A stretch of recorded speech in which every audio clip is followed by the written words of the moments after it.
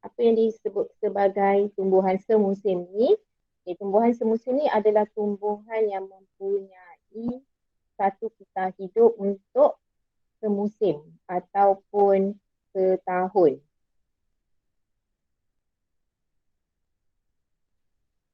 Okay. So, kisah hidup dia hanyalah setahun sahaja. Dan biasanya mati selepas dia melengkapkan kitaran biologinya, iaitu bagi pokok ni dia punya kisah hidup dia bermula dari percambahan dia sehinggalah diakhiri dengan berbunga ataupun penghasilan biji benih. Okay. So pokok-pokok antara pokok yang mengalami ataupun merupakan tumbuhan yang semusim ni, contohnya ialah pokok padi. Kita tengok setiap tahun pesawat petani-petani ni yang tanam padi ni, dia ada musim dia menuai, dan lepas tu habis dah menuai, menanam dah menuai, kemudian dia kena, maksudnya pokok yang sama tu tak boleh nak tumbuh lagi dah, faham tak? Jadi bila dia dah tuai padi tu, dah kutip padi tu, so pokok padi yang sama akan buang lah, dia dah mati lah. Maksudnya itu adalah kisah hidup yang semusim. Ini sama juga dengan pokok labu dan pokok tembikai. Maksudnya bila kita dah ambil buah dia tu, pokok dia tu akan mati dan kita kena tanam pokok yang baru. Kan? Dia tak macam pokok mangga. Kalau pokok mangga, dia berbuah, kita ambil buah, kita tak tebang pokok mangga tu. Kan? Kita biar nanti dia berbuah lagi. Tapi kalau kita banding dengan pokok padi, boleh tak macam tu? Tak boleh. Tak. Kena tanam semula sampai masa untuk dia dah tanah tu, dia kena tanam balik anak padi itulah, kan. So itu kita panggil tumbuhan semusim. Okay, untuk tumbuhan dui musim pula, boleh isi tak bioskop sebab ini nota ni tak sama. Selepas tempoh setahun, tumbuhan ini akan mati. Huruf C tu yang point C tu akan mati. Jenis tumbuhan ini banyak terdapat pada sayur-sayuran berbanding buah-buahan. Ini untuk yang tadi, tumbuhan semusim. Cikgu nak awak isi bioskop. Okay, jenis tumbuhan ini banyak terdapat pada sayur-sayuran berbanding buah-buahan. Okay, contohnya pokok padi, jagung, pokok labu dan pokok bunga matahari.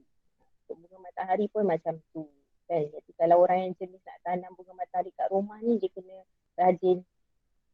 Bila dah berbunga kena tanam semula lah. Kena rajin tanam semula. Jangan kata, aku tanam pokok ni kejap je dah mati. Kan?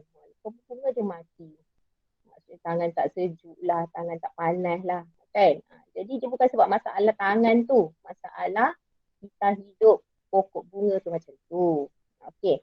So untuk tumbuhan yang kedua ialah tumbuhan dui musim. Okay. Tumbuhan ni mengambil masa 2 tahun, iaitu dengan 2 musim pertumbuhan untuk melengkapkan kisah hidupnya. Okay. Musim pertumbuhan yang pertama, dia punya musim dia dua musim. So, musim pertumbuhan pertama, apa yang berlaku ialah pertumbuhan tu kita panggil pertumbuhan tampang, di mana dia berlaku pertumbuhan pada struktur akar, pada daun dan juga pada batang. Okay. Musim pertumbuhan kedua ialah pembiakan. Waktu dia membiak, maksudnya itu adalah peringkat musim pertumbuhan yang kedua. Okay. Dan kebanyakan tumbuhan dui musim ni tumbuh di kawasan yang beriklim sederhana, sejuk. Setelah mengalami pertumbuhan tampang, proses pertumbuhan terhenti seketika pada musim sejuk. Okay, kalau musim sejuk ni memang kita kena fikir macam ni, sebab suhu dia rendah, kan. Semua proses macam fotosintesis tu dia kadar dia rendah ataupun kurang lah berlaku. Okay. So pokok pun Dia macam kita juga, dia suka musim yang suhu dia tinggi sikit lah. Pada musim bunga kan. Musim bunga maksudnya pokok tu mengeluarkan bunga. Maksudnya kadar pertumbuhan dia tinggi. Okay, musim panas. Pertumbuhan kedua ni akan diteruskan untuk membiak. Bila dia keluar bunga, maksudnya tujuan dia adalah untuk membiak. Sebab bila dia keluar bunga, bunga dia tanggal je dalam tu dah akan ada biji benih. Biji benih untuk dia membiak. Ya, hasilkan kalau dia jenis berbuah, lepas berbunga dia akan berbuah dan mengeluarkan biji benih kat dalam buah tu. Okey. Dan selepas dia berbunga dan berbuah tu, ada biji benih, dia pun mati. So itu habislah musim kedua dia. Okay, contohnya ialah pokok kubis, pokok lobak merah, pokok bunga balung ayam. Bunga balung ayam macam yang kat dalam gambar ni. Okey. So dalam buku Bioscore merupakan tumbuhan yang kisah hidupnya dilengkapkan dalam masa 2 tahun. Okay, pada tahun pertama atau musim pertumbuhan pertama ialah percambahan biji benih. Pertumbuhan tampang. Dan tahun berikutnya musim pertumbuhan kedua ialah pembiakan. Okay. Kemudian D itu ialah kemudian proses pertumbuhan akan terhenti seketika ketika musim sejuk. Okay. Kemudian pada tahun seterusnya iaitu pada musim bunga atau musim panas, batang mula tumbuh dengan cepat. Kemudian ia akan berbunga, berbuah serta menghasilkan biji benih. Okay, akhirnya tumbuhan ini akan mati. Kebanyakan tumbuhan duri musim berasal dari kawasan yang beriklim sederhana. Contohnya pokok kubis, lobak merah dan bunga balung ayam. Okay, kalau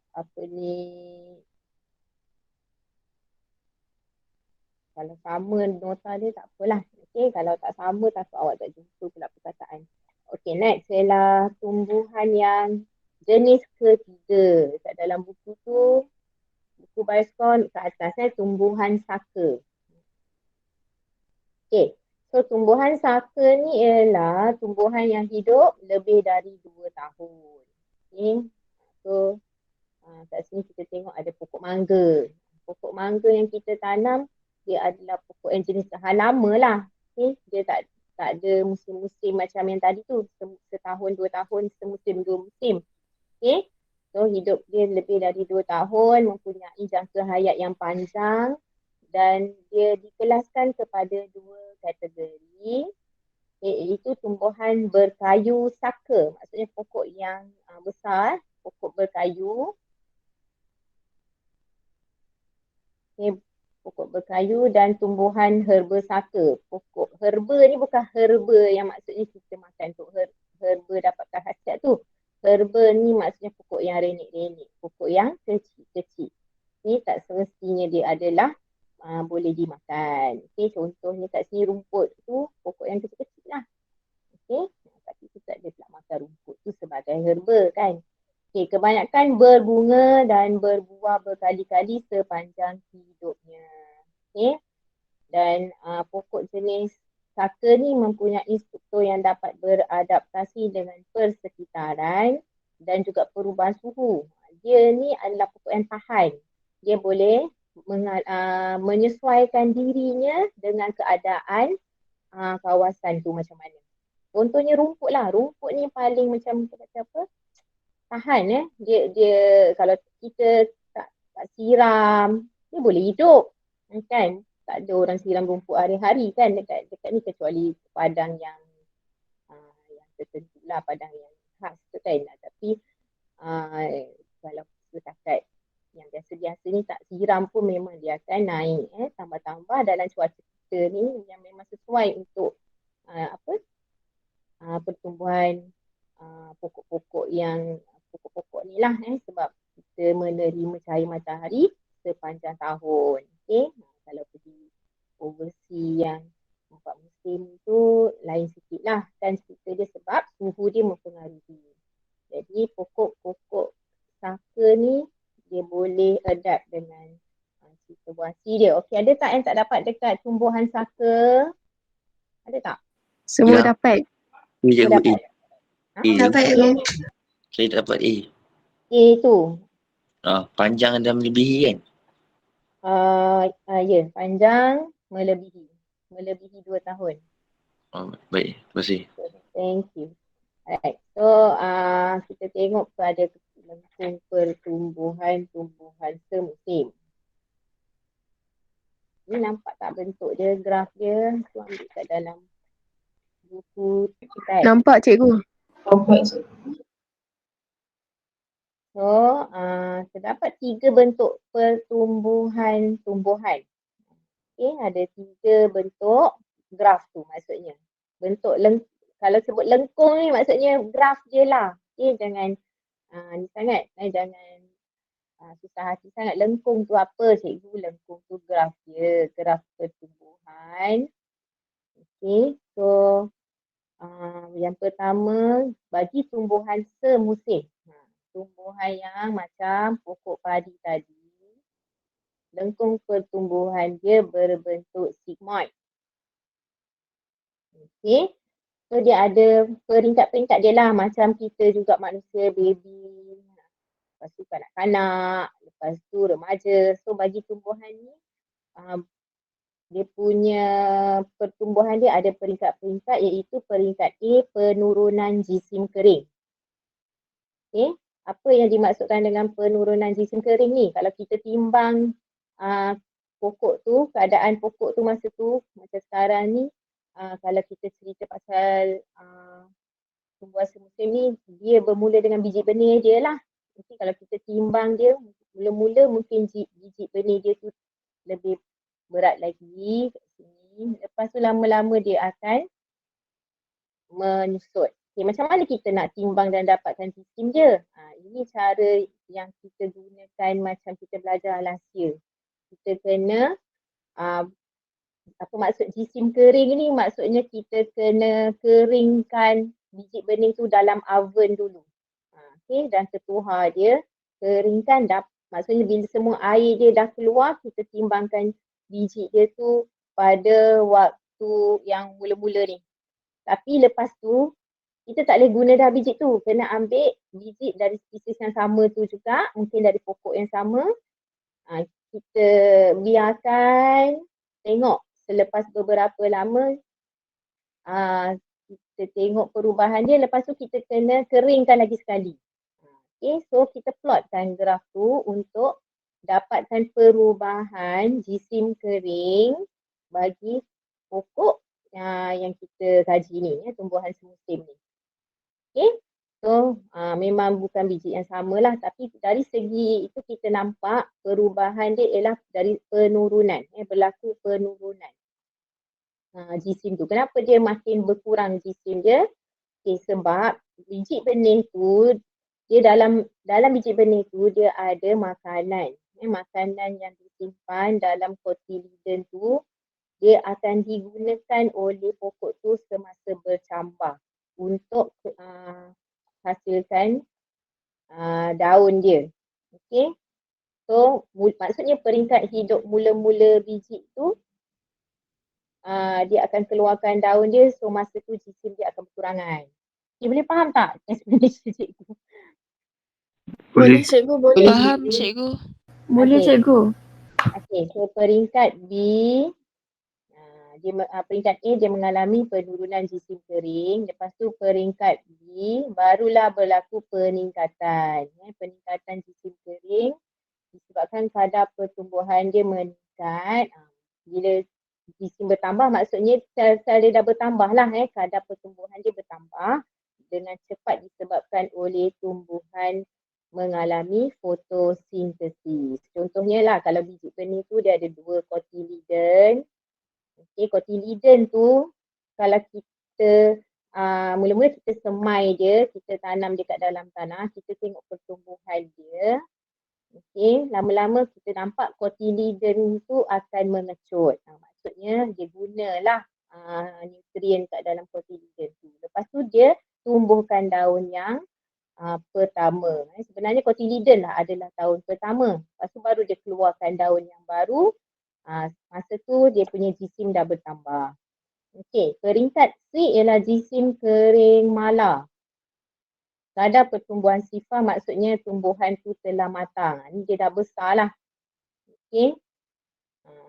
So peringkat C tu mala.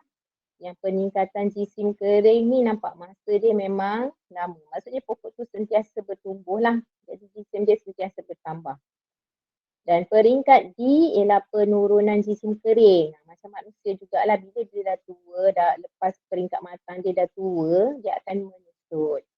So berlaku secara perlahan disebabkan oleh penuaan, kadar fotosintesis rendah, keguguran daun dan bunga serta penyebaran biji benih.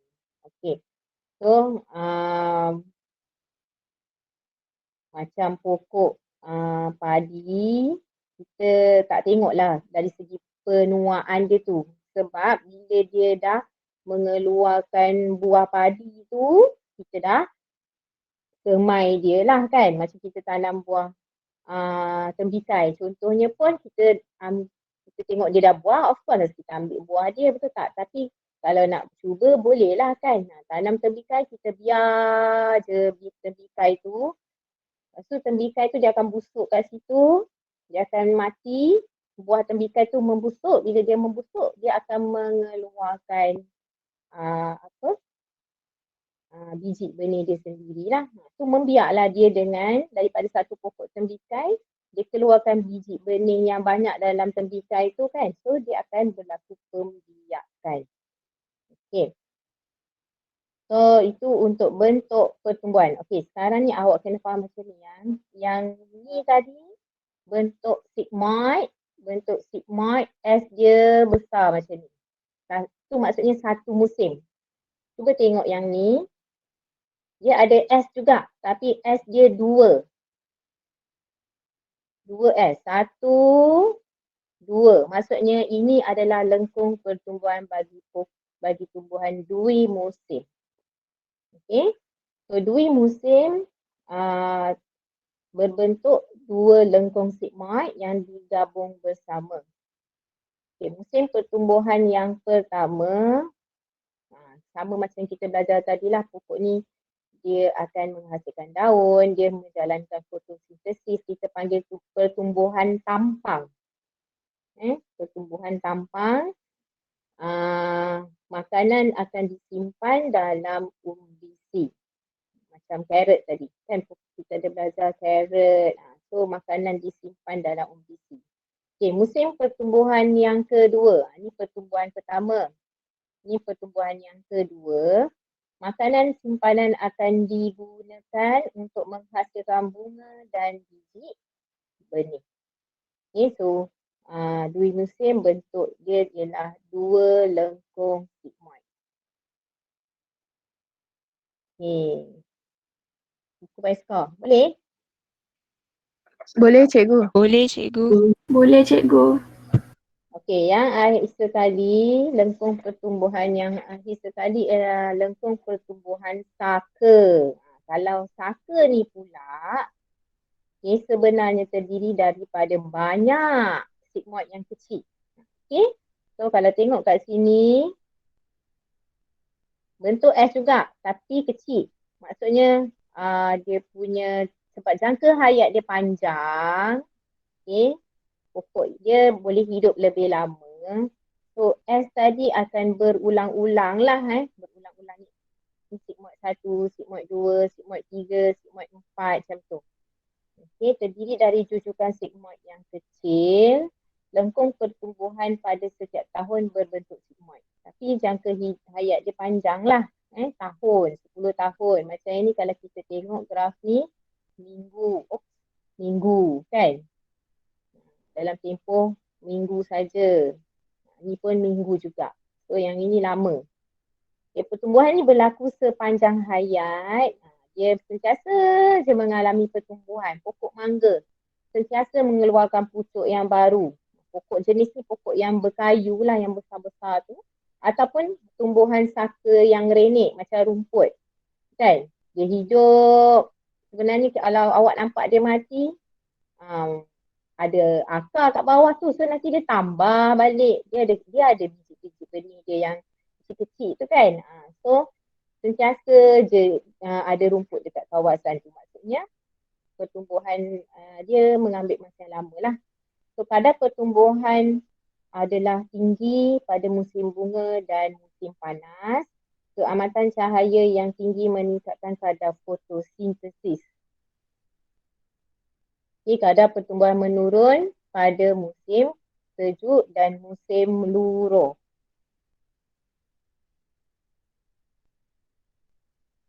Okay, disebabkan keguguran daun. Okay, bagi negara-negara yang ada musim yang perbezaan musim, dia pun ada pokok besar juga. So, pokok besar dia tu akan mengalami pertumbuhan macam yang kita belajar semalam lah. Pokok yang besar, pokok yang balak tu dia mengalami pertumbuhan pada musim panas. Okay, tapi pada musim sejuk, kadar pertumbuhan dia menurun. Kan yang menghasilkan gelang tahunan tu. So, dia punya graf pertumbuhan dia akan berbentuk sigmoid. Okay, kemudian kita tengok uji minda 18. Dah nak habis dah ni. Okay, uji minda 18. Raja di bawah menunjukkan dua jenis tumbuhan.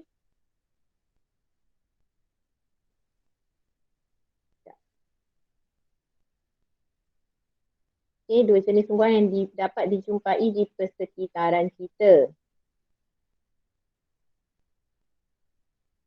Yeah.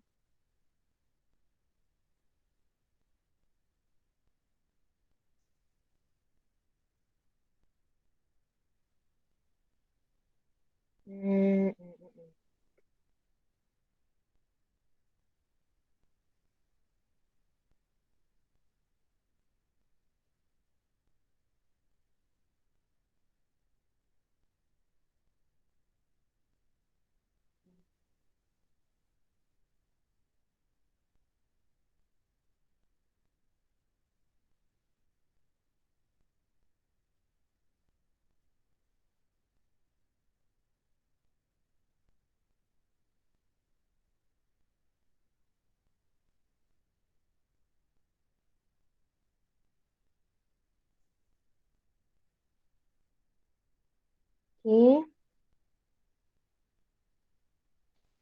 So, kenal pasti dan bandingkan jenis kedua-dua tumbuhan tersebut. Okay. So, dia bagi gambar dekat awak. Satu ialah pokok mangga. Satu lagi pokok apa ni? Daisy. Daisy ya? Ke bunga matahari. Daisy ke bunga matahari. So, kita andaikan yang ni jenis tumbuhan semusim ke dua musim? Semusim. Semusim. Okay. So, dari segi persamaan, ni kita nak bandingkan. Gariskan perkataan bandingkan. Bandingkan ni. Kan? Sebab awak bayangkan, ini sahaja yang diberi dalam soalan periksa. Macam itulah kan? Jadi kita yang akan tulis perkataan persamaan ni. So, kadang-kadang mungkin awak ingat beza saja. Sebenarnya ada point persamaan. Okay, tuliskan perkataan persamaan dalam kertas periksa nanti. Okay, dari segi persamaan, bagi kedua-dua jenis pokok ni, kedua-dua dari jenis sigmoid. Dia nak apa ni? Bandingkan jenis kedua-dua tumbuhan tersebut. Kedua-duanya dari jenis sigmoid. Macam tak kena je. Tumbuhan saka, cikgu. Tumbuhan saka. Sebab tu pokok daisy, cikgu. Sebab dia letak dalam kotak tu pokok daisy. Pokok daisy tu. Sekejap ya, kat sini.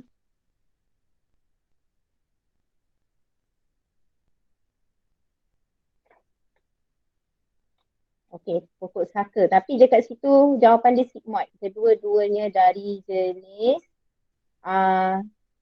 S tu kat situ ialah sigmoid. S1. S1 bukan. Uji minda 18. Sorry. Okay. Kedua-duanya dari jenis tumbuhan saka. Patutlah ayat ni tak kena kat situ. Okay. Kedua-duanya adalah dari tumbuhan saka. Okay. Kemudian kedua-duanya mempunyai jangka hayat yang melebihi 2 2 tahun. tahun. Melebihi 2 tahun. Kedua-duanya adalah tumbuhan berbunga. Okay, S3 tu ialah berbunga. Memang ada pokok daisy dalam tu kan. Okey. Jenis tumbuhan yang okey. Untuk yang poin yang seterusnya kita nak bandingkan, nanti nak bagi perbezaan. Okey, perbezaan yang pertama antara pokok mangga dan pokok daisy. Okey, iaitu yang pertama jenis tumbuhannya berkayu saka.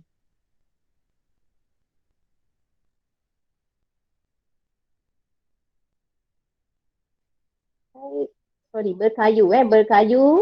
Kemudian tak ada jawapan ni bila mata sekejap. Berkayu saka.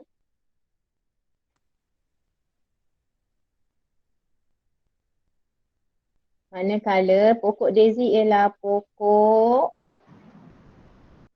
tumbuhan herba saka. Jenis tumbuhannya ialah herba saka. Satu yang jenis kayu, satu lagi adalah jenis herba. Kemudian dari perbezaan yang kedua kat sini dia kata tisu tidak mempunyai tisu berkayu. So, lawan dia ialah mempunyai tisu berkayu.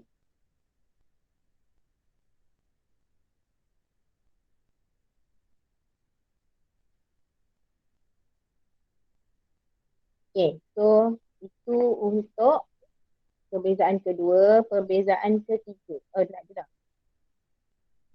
Okay, uji minda 19.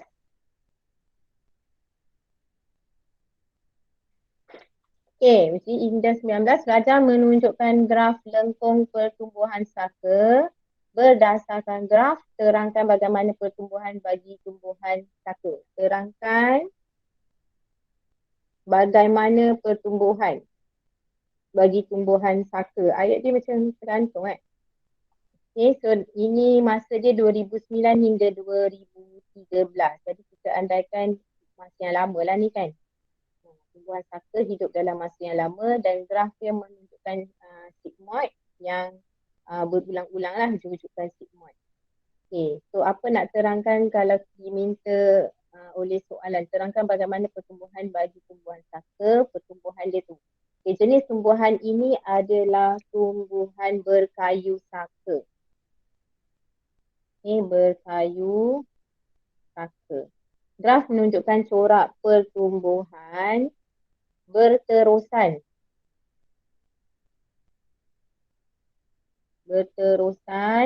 sepanjang hayat. Okay. Graf menunjukkan siri jujutan.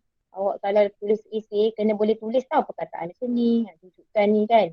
Kadang-kadang susah nak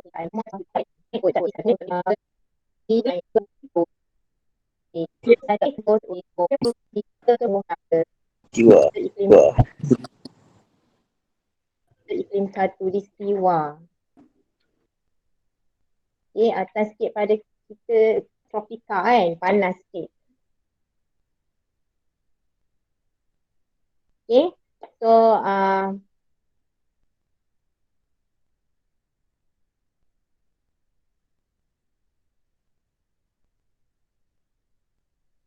okay, habis dah untuk bab 1. Bab 1 dalam masa 2 minggu. Apa ni? Inilah. Nanti kita tengok. Okay. So next week kita sambung dengan bab 2. Okay, next week kita sambung dengan bab 2.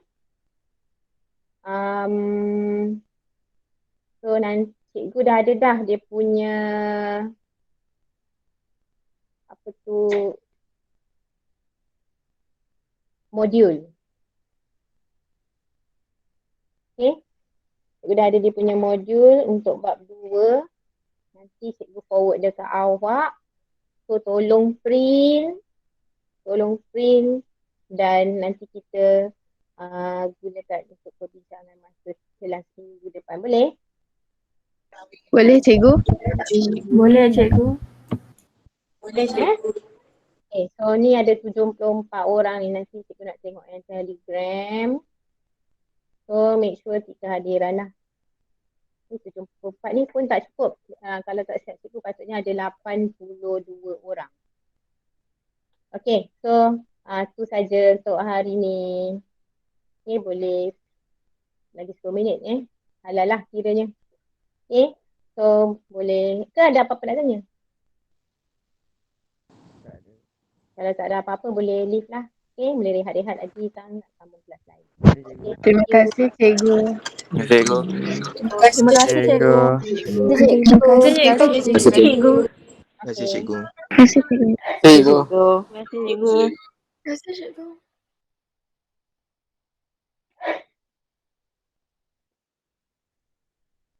Cikgu. Hmm. Tanya sikit. Kalau Ya. disuruh